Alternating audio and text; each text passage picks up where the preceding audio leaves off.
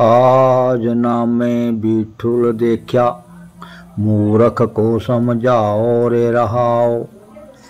पांडे तुमरी गायत्री, लोडे का खेत खाती थी। लेकर ठेगा टंगरी तोरी, लांगत लांगत जाती थी। पांडे तुमरा महादेव, तौले बलद चढ़िया आवत देखा था।